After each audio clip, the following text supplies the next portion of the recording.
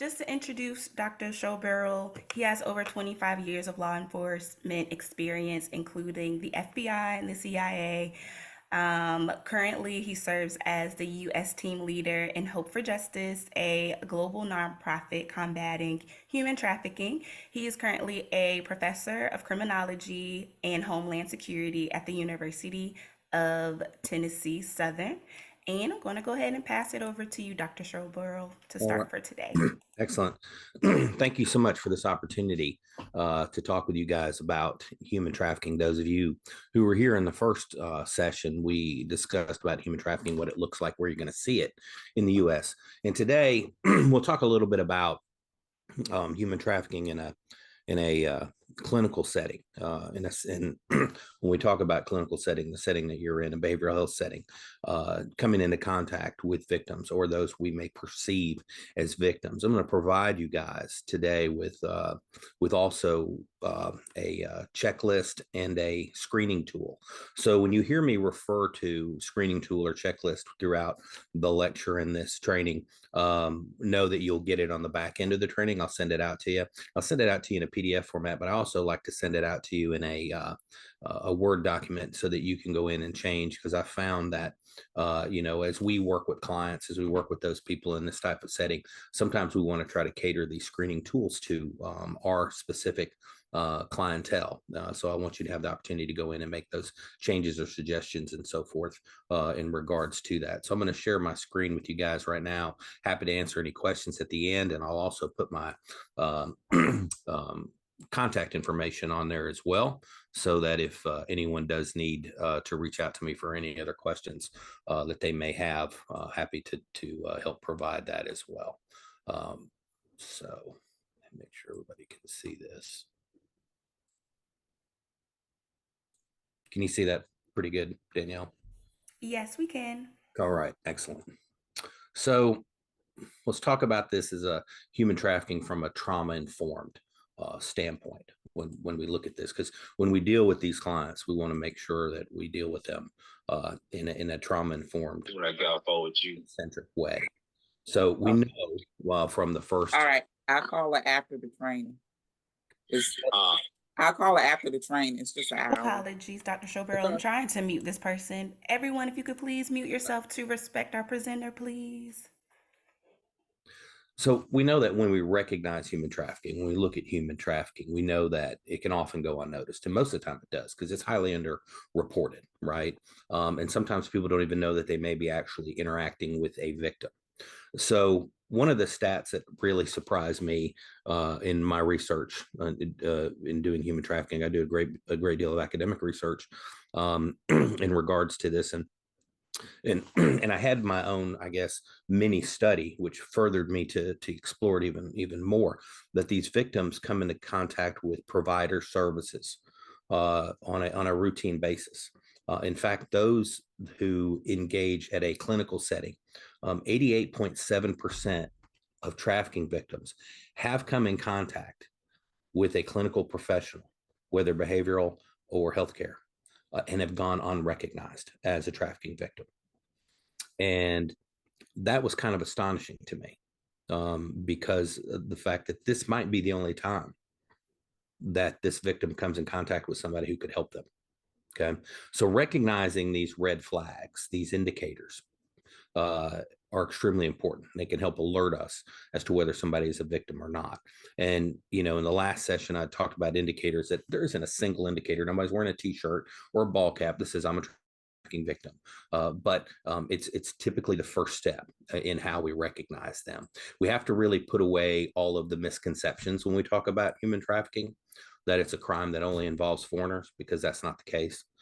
We know that 80% of sex trafficking victims were actually U.S. citizens. Okay, 80%. It requires interstate travel. Nope, people can be trafficked in the same county, same city that they grew up in. It doesn't require any travel. There's no element to that. Okay, it's only related to the sex industry, and we know that's not true either. We know from the last session that people can become trafficked into labor exploitation or domestic servitude. If they get paid, they aren't victims. That's not true. We know that some people actually get paid very little during their course of exploitation. Victims self-identify. Rarely Are we going to come in contact with victims who self-identify as victims?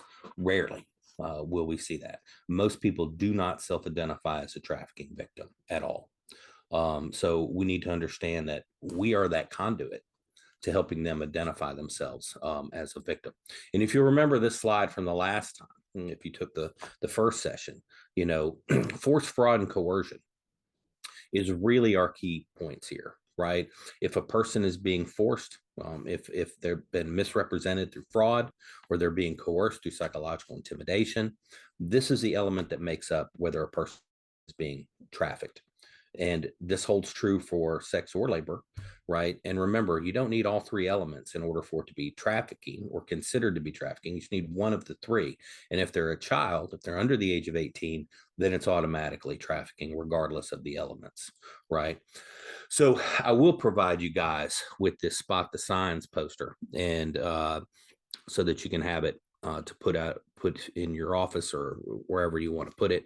I've had several people who've received past trainings to me who've always said that.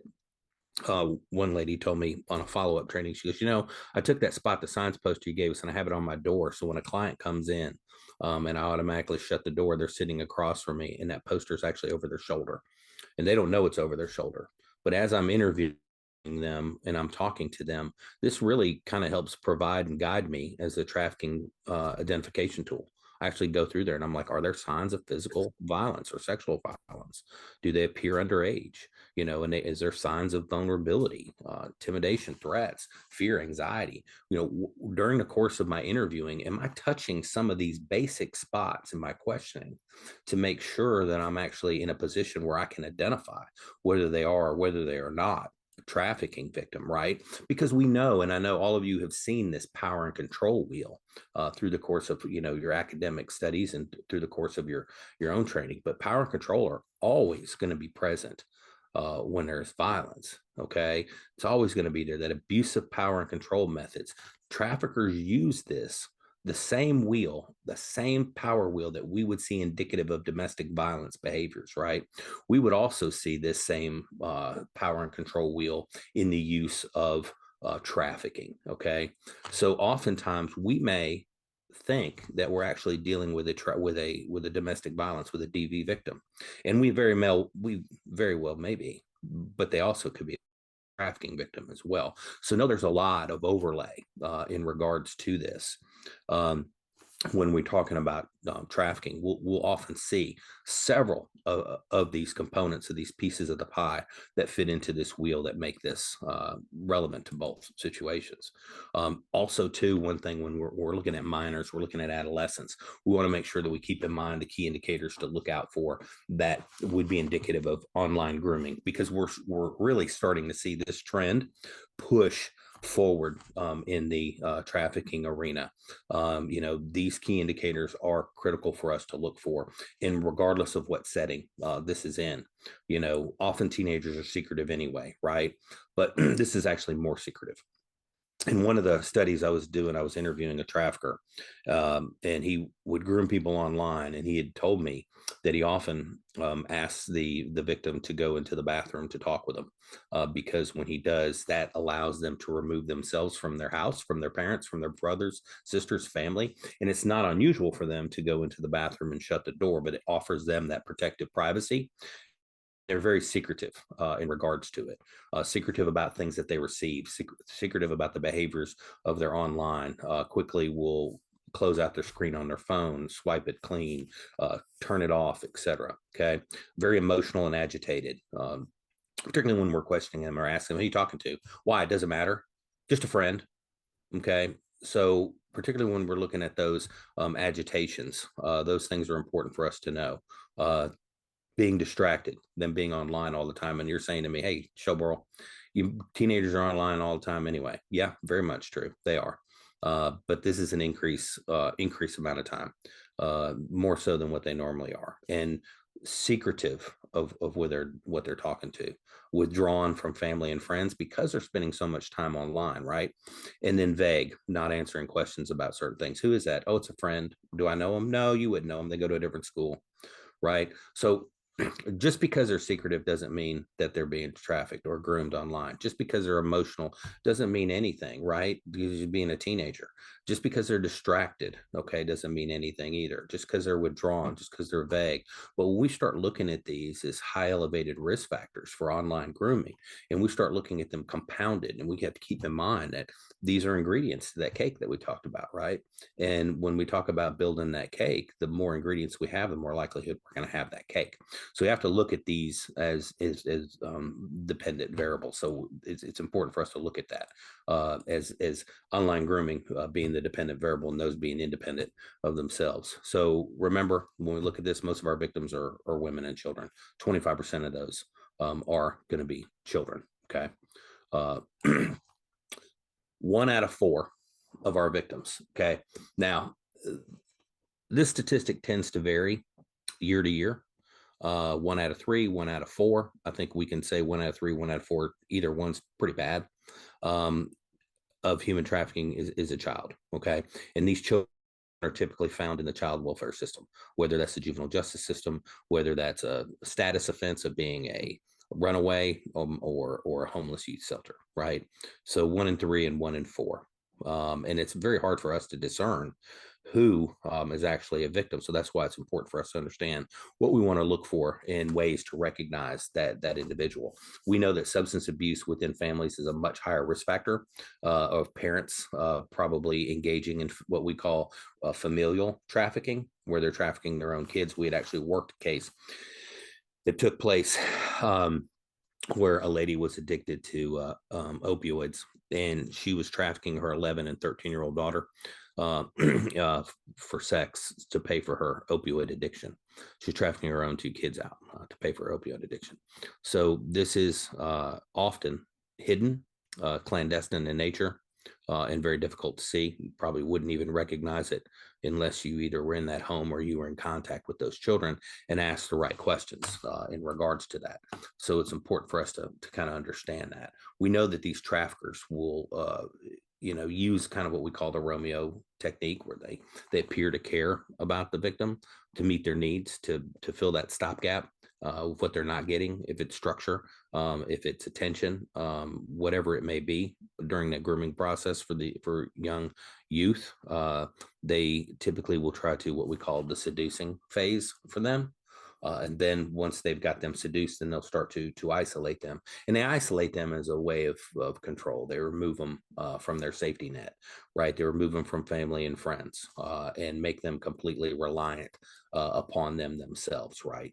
And they use coercing and violence as a means of control of those individuals. So one thing that this happens, those 3 elements sometimes force what we start to see is that trauma bonding, that Stockholm syndrome. The victim develops that trauma bond. And this is very indicative of times where we see situations where we see psychological isolation of the victim. So the trafficker really has complete control over their victims, because they're the only person that victim is talking to, the only person that victim has an outlet to, the only person that victim has a way to bond with. And then they use the threat of physical threat, and that victim has to resort to what they call the survival means. So a lot of times they will feel psychologically trapped, emotionally trapped to be with that person, because that is really their only connection to life now, is that, and they bond with that trafficker for that aspect. And the last training session, we had talked about an older lady, Mrs. Lucazon, who was a domestic slave, who was in domestic servitude for 37 years. And when we interviewed her debrief, she had bonded with that group over 37 years, that family that was the only thing that she knew. And they literally used her for 37 years as a domestic slave. And physically and emotionally abused her. And she had developed that bond with that family and couldn't understand why she wasn't going to go back to them after she was removed from that home, because she didn't know anything else. That was all she knew. So when a victim, and that's all that victim knows, is their control, is the person that is trafficking them, person that's controlling them, then that's all they know. And they develop that bond with them. Now, this can really have a huge impact, as you all know, on a person's physical and mental health. And when we talk about children in particular, who fall victim to sex trafficking at a young age, this can really have a huge impact on their development of both physical and mental health. These victims are typically affected with educational deprivation. Can you imagine, you know, trying to go to school and learn anything when you're being sexually exploited? So obviously there's going to be an educational deprivation in there, but then it also causes serious damage to their emotional, spiritual development as well. We see severe problems with guilt, because a lot of times these victims will feel guilty that they put themselves in this situation. They'll blame themselves for this.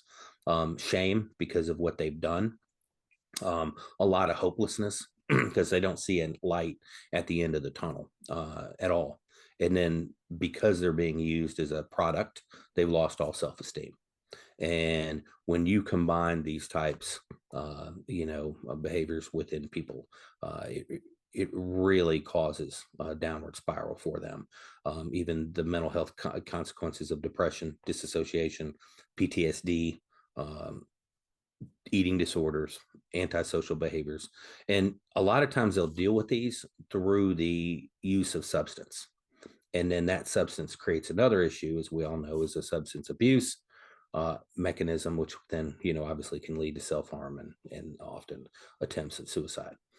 So the key with the substance abuse for us is, these victims sometimes use that as a means of a coping mechanism. Like a lot of people will use substances, whether it's alcohol or drugs, as a coping mechanism, and then they become addicted to that. So now they're chemically dependent upon that, which only compounds, makes things a lot worse.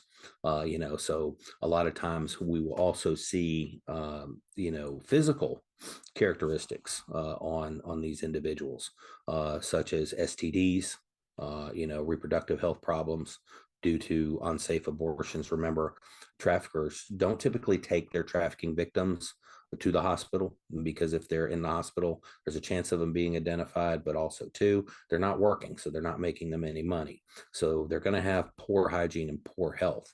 So they're going to have some issues as related to unsafe abortions, malnutrition, dental hygiene, dental problems. A lot of the dental problems we see come associated from poor dental hygiene, but also the use of meth and other drugs that will cause that as well. And then also to long-term health. We see this prevalence in those who have been trafficked from a younger age, who suffer long-term depression and PTSD because of those type of things. One of the difficult things is this barrier that we see in identification of victims. So why do we see that barrier identification? Because there's a lack of information about these victims.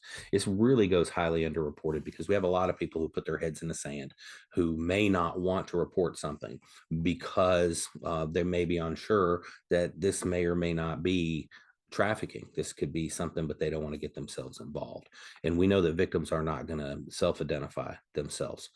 They're not going to self-identify themselves because they're often threatened, intimidated by their trafficker, whether it's sex or labor, it doesn't matter. Threatening and coercing certainly are at controlled psychological factors, intimidation, and not just threats to them in specific, but also threats to their family and their friends. And there was a young girl that who is who's actually in jail right now. She's facing attempted murder. Her and her pimp robbed a person, and the pimp shot him and killed him, and she happened to be there. And we were working with her in jail, trying to work through some of her association with this pimp, because during the course of this time she was being trafficked. And so this crime was actually committed in course of her being trafficked. And one of the ladies who interviewed her in jail, we had been through this mental health training course, and she had contacted us to do some cognitive interviews with her. And long story short, she got into trafficking because her pimp lived in the same apartment complex as she did, and he told her if she didn't do it, then he was going to pimp out her 9-year-old sister. So, so threats even against family are important to kind of look at there too. Often we see foreign-born victims of trafficking have a distrust for law enforcement because of maybe corruption in their country. So us relaying services to them within this country are important for us to do that. Being fearful for incarceration of their crimes while being trafficked is important. You know, there's a new law being proposed right now in the U.S. to expunge trafficking victims' crimes for non-violent crimes that were committed during the time of when they were being trafficked. So we want to look to doing some things like that. I recall a victim one time that we've been working with to try to get theft, over $1,000 expunged from her record. She literally went in and stole something from a store just so she would get arrested by police, so that she wouldn't have to go back out into the car with her trafficker. So she used it as a means to try to save herself, and we still can't get that expunged from her record. So we also want to make sure that the barriers that people perceive them as prostitutes and being charged with solicitation is also a fearful component as well. So we need, those are all barriers that we look at. So when we look at victimization, one of the important things that we have found is that polyvictimization actually leads to a higher rate of further victimization. So when we talk about polyvictimization, and I'm sure all of you are familiar with this term, and if you're not, it's going to be a refresher. So when we talk about a person who's been victimized over a continuum, right, or multiple cases of victimization, are more prone to becoming further victimized. And when we say that, those individuals who've been sexually assaulted as a child, those victims maybe who've been exposed to incest or rape or sexual assault, domestic violence, and repeated over that period of time, are more susceptible to being trafficked than those who are not. So polyvictimization is, these traumatic events that have lasting, physical and psychological scars on a victim. So when we start looking at what factors are important when we look at the polyvictimization, clearly their age, because the younger they are, the less traumatic events that they've experienced. And the older they are, probably the more that they've experienced, just because of the time continuum, the personality type, their coping skills. But everybody copes with things differently, right? So we have to look at that what their personality type is. Obviously, their gender. If we know right away that females are more exposed or more prone to being trafficked, then we know that that aspect plays into account. And males, and that's why we say their age and their gender are important, because females are being exposed to sexual exploitation happen between the ages of 12 and 14, whereas boys are 11 and 13. So it starts a little bit earlier for boys, right? The characteristics of the acts that have occurred. How aggravated was that assault? Was it groping? Was it touching? Or was it actual physical sex? So we also want to look at the characteristics of the type. If they received any help at all, right? Because, oftentimes, and you guys will agree with me, that there's a lot of times when parents will not get services for their children who have fell victim to this for several reasons, embarrassment, not wanting to label the child, several other reasons, not wanting to get a family member arrested. They feel like if they just sweep it under the rug, it will go away. But it's still that traumatic event. It's that scar that's on the victim now, because it wasn't dealt with. There was no help or received at all. So we know that key variable that we look at here is the polyvictimization. So more and more research has been pointing to the fact that these accumulation of victimizations can lead to further subsequent events. So when we look for the warning signs on this polyvictimization, obviously we just mentioned earlier that older children will exhibit the most behavior changes because they've been exposed to more over a longer period of time. But remember coping and how people cope or don't cope, right? Because some will talk about it constantly, and then some will deny it even happened. Some of them will suppress it.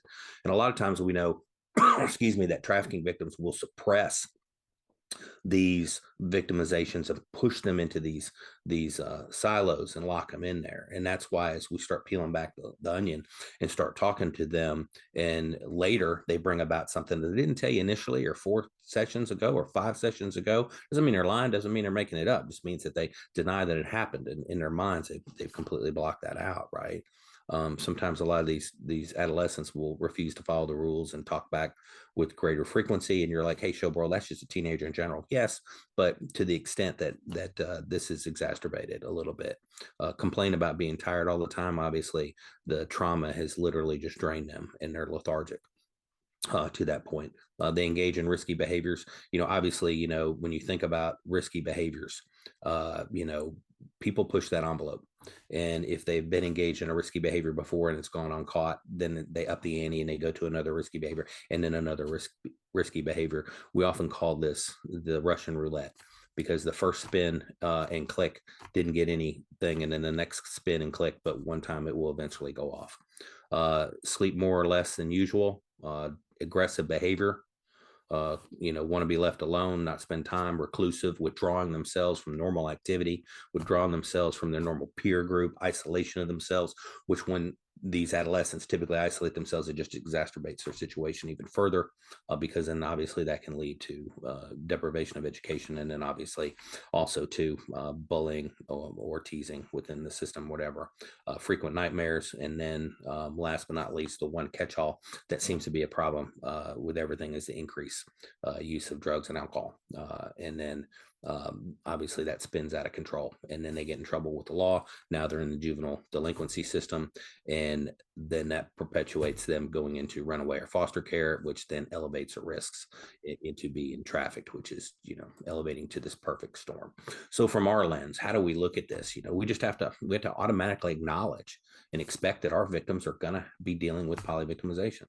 Those who come in that have some issues when we deal with them, we want to just go ahead and identify whether that exists or whether it doesn't exist. So know that it's associated with severe emotional, behavior, and interpersonal problems throughout their lifespan. And the more exposed they have been to it, the worse it's going to be for them, and the more susceptible it's going to be for them.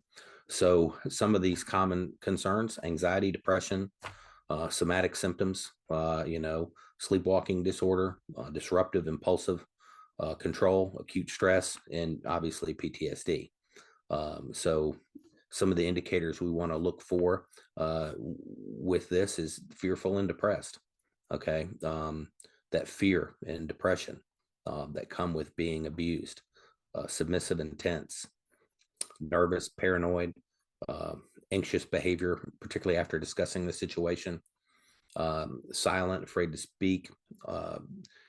Oftentimes those people who are scared or nervous, who have been exposed to aggressive or violent behavior, cringe at the sound of loud noises because it just scares them, because it startles them, right? Reluctant to care. One of the key indicators that we've seen is, and I'm sure all of you have interviewed enough people to know that when people say to you, I don't need any help, I'm perfectly fine, that obviously when they say that, they need help. They're not perfectly fine. Otherwise, they wouldn't self-identify that they're perfectly fine. Okay. So it's kind of a cry out that I do need help, right? So, and then clearly we've talked about this. I just can't overemphasize enough the addiction problems that people have, because that seems to be what we're starting to see. The gravitation of coping skills is through that addiction. And I can't remember if I told you the time that I talked to Heather, one of our victims, and I'd asked her if she'd always been addicted to drugs, and she said, "No, Rich, I just started using them to get me through the day." One of the other girls gave it to me, and she goes, "Here, this will get you through the day." She goes, "All I want to do was get through the day," and I was like, and she said, "So I did. It got me through the day, and I forgot everything that was happening that day, but then my body became dependent upon it, and I needed to have it." So sometimes that becomes the issue on that. So when we talk about minor sex trafficking, obviously there's going to be some overlay, some transparency between the two, but then there's going to be some unique things: homelessness, prevalence of an older boyfriend. Obviously that's going to be the case most of the time. Signs of violence, trauma, obviously having some social status complaints such as truancy, curfew violations, not attending school when they should be in school, travel with an older male who's not related, not a guardian, chronic runaway. And obviously law enforcement does not typically go after chronic runaways. The resources are thin for law enforcement. So typically when we've seen a runaway gone more than once or twice, they're just lost. They're just gone. And then they typically, you'll see their poster on the National Center for Missing and Exploited Children, and then good luck finding them. So it's just gone. Tattoos that serve as a mark for the victim. So when people say tattoos, I always try to say, hey, look, just because somebody has a tattoo doesn't make them a trafficking victim. But those tattoos that may not be indicative of what someone should have, on them, or a location. And one thing that we've learned that tattoos do is they act more as a branding, like cattle. The trafficker will brand their victims, and that demonstrates ownership. Now I own you, and now I own you. So it's a psychological means. Sure, it's physical, but it's also psychological because it demonstrates ownership. So those are obviously some things we want to look for, right? Um, some of the health problems that we're going to see with this is the deprivation of food and sleep, malnourished, right? You can't eat fast food every single day. You're not in college anymore. You can't eat fast food every single day and expect not to have some deprivation of food and sleep. It's just not all that processed food's not good for you. Extreme stress, right? And if you're eating, you're not making money for the trafficker. So it's eat quick. One of the girls, I asked her, did she get 3 meals a day? She goes, I eat twice a day. And I was like, okay. And I said, where'd you eat? She goes, whatever was around. If it was a Pizza Hut, if it was a convenience store, if it was a McDonald's, if it was whatever, a Hardee's, that's where I ate. And she goes, and I didn't go get it. He'd come in and hand it to me and say, eat it. And I would go into the bathroom, I would eat it. And sometimes I didn't even get a chance to chew it. And that was it. And I was like, okay, violence, hazardous work, all these type of things we want to look for in regards to this. So lack of timely healthcare access. A lot of times you'll see victims who will have untreated wounds. We rescued a victim one time who had a ruler on her arm and it was duct taped. Her arm had gotten broken by one of the Johns who had paid for sex with her, and he beat her and broke her arm. But instead of taking her to the hospital, the trafficker put a ruler on her arm and duct taped it. By the time we took that off of her arm, the duct tape was peeling the skin away from her. It already grown, her skin had already grown into it. So obviously, lack of timely health care, multiple STDs, physical abuse, psychological symptoms, withdrawing and drug seeking. A lot of times we'll get one of the biggest problems we see in the recidivism of trafficking victims is the fact of that withdrawal. They start going through that detox and they need that drug. And the only place they can get that is their trafficker. So they go back to him or her in order to get that, right?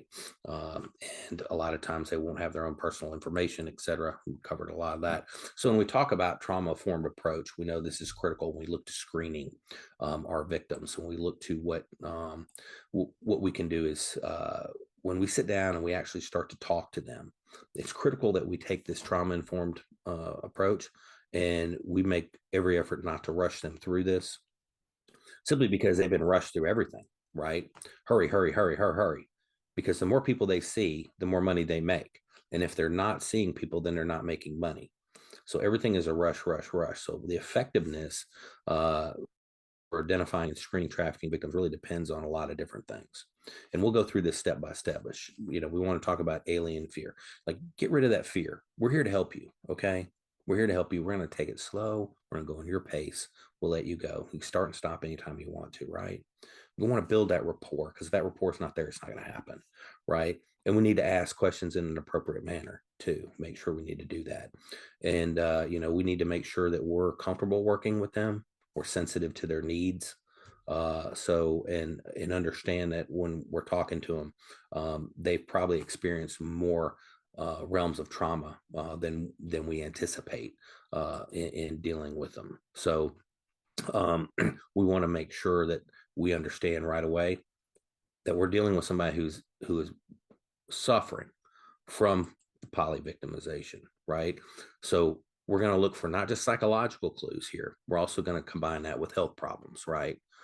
So we want to make sure that we're understanding what exists. What does a burn mark on their arm look like, and why is that prevalent? And why is it prevalent for us to make a note of that in our screening tools, right? So all of these things are important. But the first thing we need to do when we talk with them is we need to give them the power. We need to empower this victim, right? We need to engage them and empower them. Sometimes they may be scared to meet us. Sometimes we may have to meet them where they are, right? We don't want to judge them or label them. I always hate that when I hear people say, she's a prostitute. Well, maybe she's not. Maybe she's not a crack whore as you label her. Maybe she is a victim of human trafficking. I'm sure nobody decided they were going to dress up as a prostitute for Halloween when they were a little kid growing up. It's nobody's dream. So we want to make sure we don't label them. We need to make sure they understand that this is strictly confidential. Anything you tell me is between us until we decide it's not between us, right?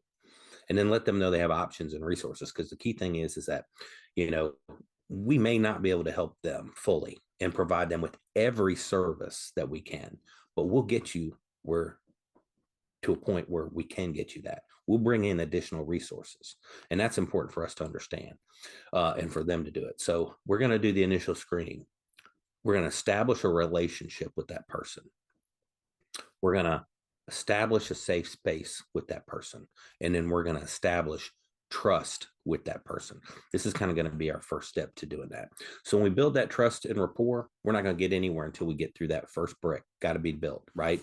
We're not going to necessarily address their psychological symptoms immediately right out the gate, but we're going to be prepared to handle a traumatic situation when it does happen, right? Because you're not going to solve everything in the first hour, and we all know that. Okay, so when these breakdowns occur, we're going to allow them enough space to let it happen. We'll allow them enough time. Keep in mind, we talked about the trauma bond. One thing we do not want to do is immediately criticize or condemn their trafficker. Because remember, they may still have that allegiance to them. The trauma bond, it may have started out boyfriend, girlfriend, and then he starts trafficking her. So she may still have that allegiance to them. So we don't want to do that, right? Offer them as much control as possible, because remember, they've been controlled this whole time. Allow them the opportunity to lead part of this, and be considerate of any diversity issues that might be present. All right. Promote safety and well-being to the victim. Don't rush them. Don't, take your time with them. I can remember sitting down sometimes with some police officers, and they're interviewing them on the street. And he's like, all right, just give me the nuts and bolts of this. I'm like, what?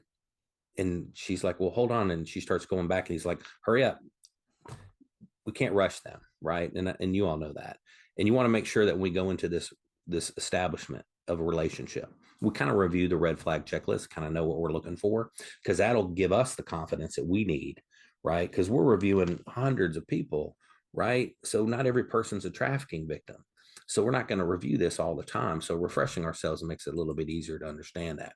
And if you remember from Psychology 101 back in college, Maslow's hierarchy of needs, right? We want to fulfill those basic needs. When I sit down with a victim and I talk to them, I want to make sure that I'm fulfilling their basic needs. I don't know when the last time they had a drink of water was. I don't know when the last time they had a hot cup of tea, or maybe food or clothing. It could be cold. Do you need a jacket? Do you want a blanket? What do you need? So we want to fulfill those basic needs. They may not have a place to stay.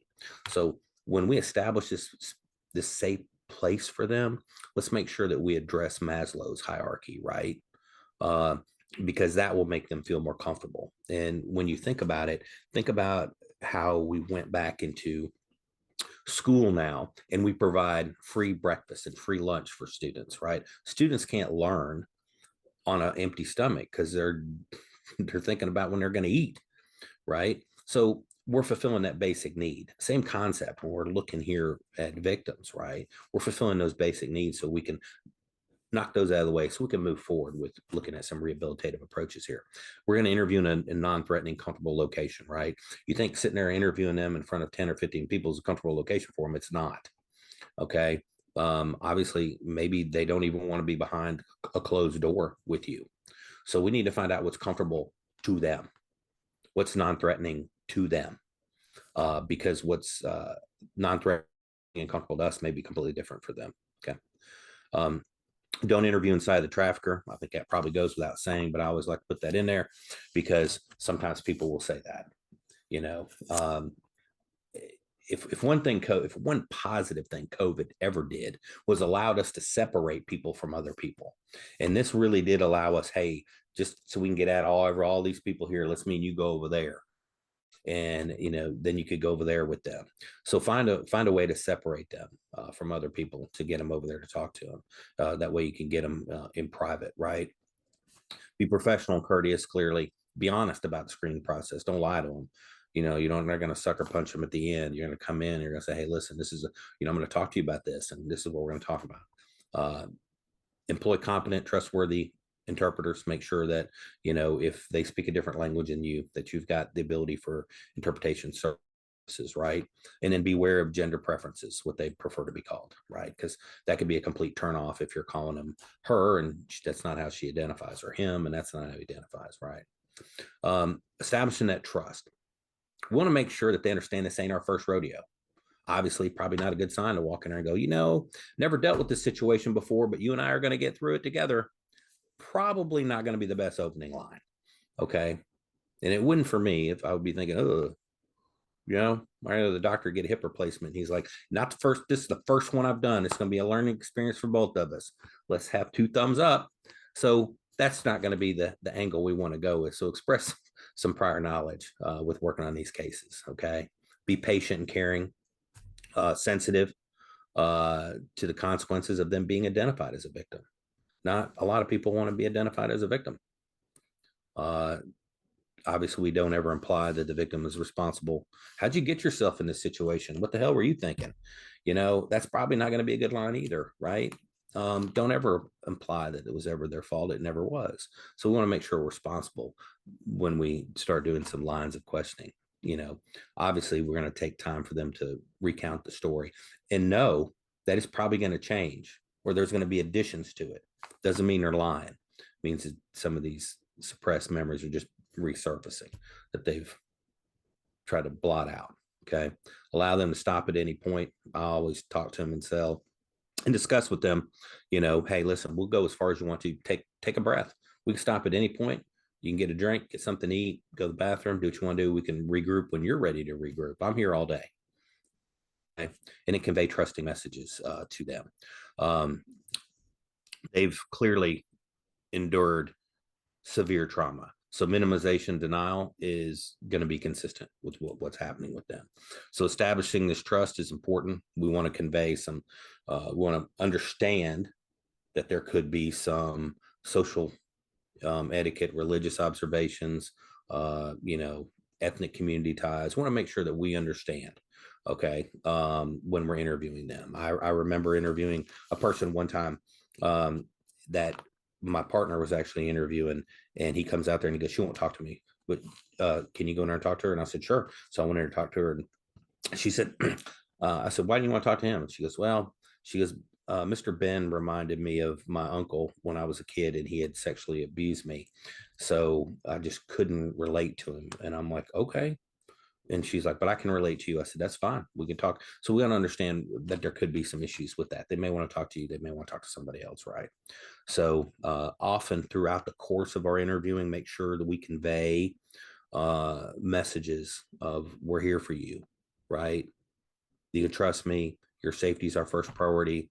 We're going to get through this. We are going to get through this. Okay. I'm here for you. Okay. We know the tips. We talked about these, the re-traumatization potential. Oftentimes when we ask people to recount some of the stories, there's always that risk of the re-victimization, that re-traumatization of them when they go through some of these stories. We're just going to have to be prepared for that and for some of the breakdowns that may occur when it happens. We talked about that. I'll skip that part. So when we talk about the interviewing aspect, we want to make sure, and this is what I've given you is here is a screening tool and a red flag checklist. And this is the red flag checklist, and you'll have it available to you. And what this does is something you can have on your desk in a hard copy that you can look at that can demonstrate some of the many variables that go with the type of victimization and screening that has taken place, because we want to understand that. So we want to make sure that we allow the victim as much control as possible, because control is important to them, because they've never had it during the course of victimization, right? We want to allow them to set the pace for the screening, decline to answer any questions they don't feel comfortable asking, right? We want them to choose the resource that they want, not say, this is what I think you need to do. We want to give them options of what resources. There's an aftercare facility in Charlotte, North Carolina that I think would really fit your profile in services and provide services for you. Would you be willing to look into that? We can call them together and see what you think. Make sure you let them choose the basic things, because they've had very little choice throughout the process of their victimization. So little things such as just like where to sit and, know where the bathrooms are. And then also too, what snacks and such are located, right? Make sure that when we talk about the checklist, this checklist has been used as a trafficking victim identification tool. It was developed through courses of study. So it's proven to know what the adult trafficking core elements are for force, fraud, and coercion, and child as well. The questions are crafted to reflect that. If one answer is yes, then it meets the core elements of trafficking. And it's pretty short, it's pretty easy. And I'm going to provide this checklist for you guys, so you can have an opportunity to look at it. And it's crafted in a way so that it reads like, sometimes people are used or use lies and stuff to lure people to accept jobs and so forth. And then once they're trapped in that job, then that they never really wanted, then they are exploited. Do you know anybody that this might have happened to? So it's crafted in a way that it's not just directly pointed at them, but allows you to follow up and do further screen tools in regards to that. So remember, during this process, when we look at this, we want to make sure that we, before the screening, that we provide them information about the assessment. Hey, we're going to talk about some of these things. It's going to be assessment that we use to kind of determine what has happened.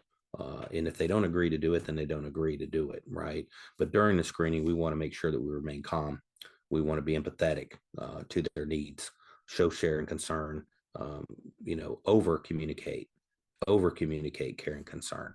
And at the end, we're going to go back to addressing their concerns, because we think that's important to do that, right? So obviously, we're going to adhere to the privacy and confidentiality that they want. We want to do it with dignity and respect. Make sure that we're doing it in a quiet, safe location. Privacy is always important, but sometimes the victim may not want to be alone with you in a room, and that's their prerogative. And we need to make sure that we are addressing that so that it's not doesn't inhibit the process of doing this, right? So we also want to talk about safety planning in regards to this, because you need to have an after action plan. If she or he, the client, the victim that you're interviewing, has a trafficker who's violent in nature, you obviously do not want them to leave the facility and go back into their arms. So you want to make sure that you've done some safety planning with them so that they can remain safe. You want to work. And I often tell people that one of the key things that is important to do in regards to this is to establish some relationships with NGOs, nonprofit organizations, law enforcement that service trafficking victims, right? And a lot of your domestic violence shelters will do that, right? A lot of your DV shelters will also have links to trafficking NGOs, nonprofits that can help provide services and so forth. So, for example, in North Carolina, Hope for Justice has an office in Charlotte that services the East Coast region, where we have licensed psychologists on staff who work with victims for rehabilitative components. And we also have a network of housing where we place these victims into this. So typically, we will get referrals from agencies like yours or anywhere else around the country that will say, hey, we've got this victim. Is this a service that you guys provide? And we don't say no, sorry, bye. We say, this is a service that we don't provide the service, but we are partnered with people who do provide the service. Let us make that bridge for you, and we'll connect you, and we'll take it from here and kind of and walk with you down this road so we can get these victims in there. So we want to make sure that we're providing that full service. So just remember, before we do the screening, that we establish the rapport, trauma informed, fulfilling the basic needs. Cannot even emphasize fulfilling the basic needs. In a survey of some of the victims, this was rated one of the highest things that the victims said that they thought was so critical in their ability to walk through the initial screening, was the fact that we took the time to provide them with basic needs, such as a clean shirt, clean clothes, a jacket, hygiene products, food, water. That was important for them because it made them feel safe, and it made them feel a little less uncleansed, just providing that on there. Those are all important things that we want to look at. So after we're done with the screening, obviously, we're going to look at preventative care moving forward from here. So looks like I'm out of time, so I'm going to stop this so that we can see if there are any questions in regards to this. Like I had said at the beginning of this, I'm going to provide you guys with not only the red flag checklist, but also a screening tool that you can use when you're interviewing when you're talking with your potential victims of trafficking. And as you go through the screening tool, you may indicate that they're not a victim, may work to the negative for you too, but it's another tool for you to assess and look at to determine this. And a lot of the stuff that we talked about probably overlap with what you're currently doing, but hopefully it gave you some of the nuances that we are seeing in the development of interviewing, screening for trafficking victims, because this is really an underdeveloped science, because human trafficking is not, or is such an underreported crime. Then it's important for us to be on the forefront of research. And how do we address the victims of this? How do we address the victimology of this? And how do we treat these victims? Because it's different than everybody else. So any questions out here? Danielle, do you? Yes, so we do have a question here from Samantha. When a person declines participation of screening yet have clear signs of trafficking, how is the follow-up or check-in for safety completed? Yeah, so a lot of times you'll have victims that you clearly can tell that they are being trafficked just from that aspect. One of the things that we've often found is that they may not be ready to come forward then, but they might be ready to come forward later. And as long as they know that that resource is available to them, we can't force them into reporting their abuse to law enforcement, unless it's a minor, obviously, and that's a different story. But, an adult victim, we've had, adult victims before who we have brought out of, prostitution or forced prostitution, which we identify as human trafficking, sexual exploitation. And they've gone right back to it, and there's nothing that can be done about it because that's their choice. But we always like to convey to them that although you may not be ready to take this step now, know it's here. Know this resource is here for you, and I'm here for you. And then eventually you'll hear from them. Usually it takes typically 3 to 4 times before a victim is ready to exit uh, trafficking. And which is kind of crazy, because when we think about it, you're like, why wouldn't you just run like hell now? But remember, you've got that trauma bond. You've got that pull, that Stockholm syndrome that keeps them in. And then, all the things that we talked about, the fear of leaving that trafficker and exiting that situation to the unknown of what's going to happen to them is scary for them, even though they're being abused. Okay, and we have one more. Well, we actually have two more. What is the best means for getting housing services? As in some areas, housing is the barrier that is faced most. Yeah, unfortunately, there is that barrier because um, Some places won't accept trafficking victims who currently have an addiction, and they got to go through detox. And then some want to take victims who have children, and some won't take victims who have pets, and et cetera, and et cetera. And there's a long list that goes down through there. The key thing is trying to find a program, and there is an alliance, and we have a national alliance of housing and services for trafficking victims. So I welcome you, if you come across that, to reach out to us, and we can facilitate helping you locate one that fits their needs. Because I actually have a database, and I type in every service that this victim needs, and it'll pop up to me all of the available shelters and services across the U.S.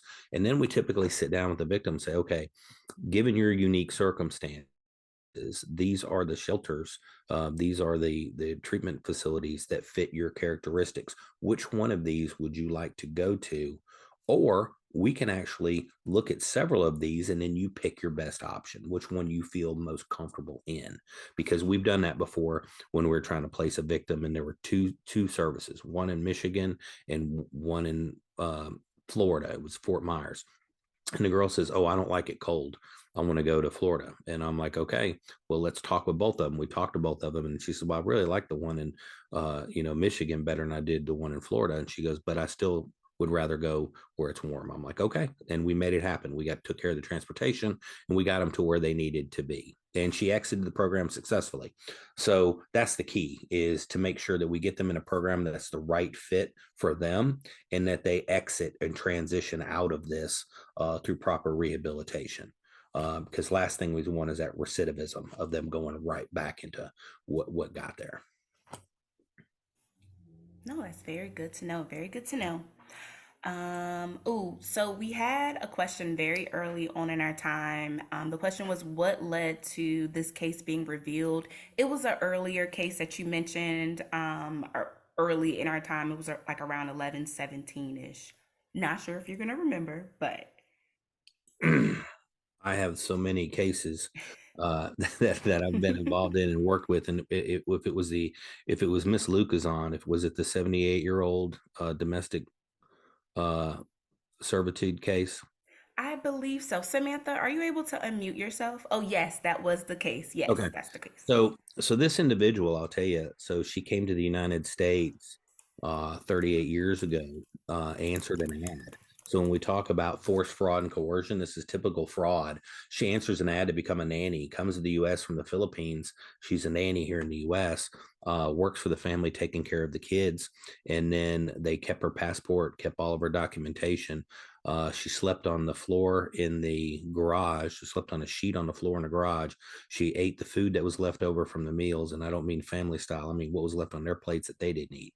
So she had been suffering from malnutrition and vertigo, and went to the hospital. And the nurse who was at the hospital was talking to her, and there was that language barrier because she spoke Tagalog, and nobody spoke that.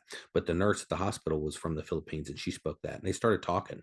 And the next day she went out to the person's house when the family was gone, and took pictures of the conditions she was living in. And she had received our training on clinical, much like this one, but more in a hospital setting, and contacted us. And then we worked the case and turned it over to the FBI.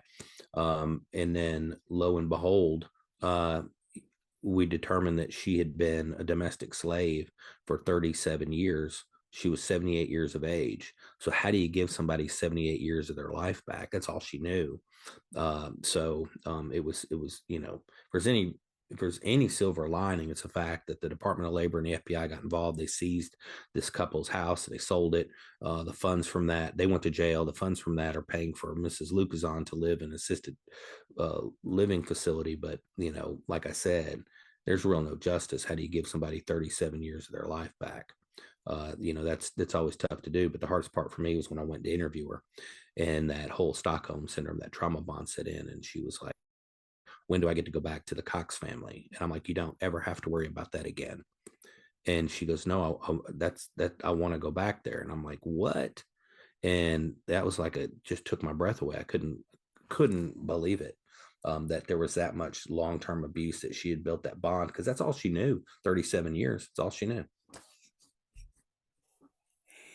And oh wait, I think I lost it. Oh no, I found it. Okay, so there's a question for you sharing the Alliance resource to aid victims. Yeah, I have no problem with that. I'll send that. I'm going to send Daniela a folder with the screening tools, the PowerPoint presentation, the red flag checklist, and I'll send the Alliance information as well. And any other resources too. I'll put my email address there as well. I think it's important to have the actual resources for yourself so that you can use it, and so forth. I think that's important for you guys to have, so in case later on you need it. And I actually forgot to throw this up, so I'm going to throw this up now. So if some of you have a hot second to take the survey, you just take that with your phone. I would appreciate it. Help us evaluate our training. Oops. There you go. All of that information will be shared with you guys, plus my email address. I often am supplying people from past trainings from 5-6 years ago with current relative information. Use me as a resource. I'm happy to push that to you as I got it. I think it's important not to hoard any information, but to share with people in the fields that you're in so that it can help you do better in identifying victims. That is amazing. That is amazing. Thank you so, so much, Dr. Schoeberl. And everyone that is joining, do you have any other questions? Feel free to unmute yourself. But if not, we will, end our training. What we'll do is we'll stay around for about 2-3 minutes just in case there's additional questions. But if not, feel free to join us for our future Region 5 trainings. Thank you again for joining. Also, if you have not, please include your name, your email, your agency name so that you can get your certificate. If it's not in the chat, we are not going to be able to submit it. So thank you all again for joining, and please stay back if there's any questions. Amazing work, Dr. Schoeberl. So you're getting some good feedback in the chat. You did well. Thank you. Of course. And then that's obviously my email. So any questions, let me know. Gotcha. Thank you. And also too, what I've been doing is adding in your email to the email that I send the PowerPoint and documents and things like that. So they definitely know how to reach you. Excellent. Of course. Thank you.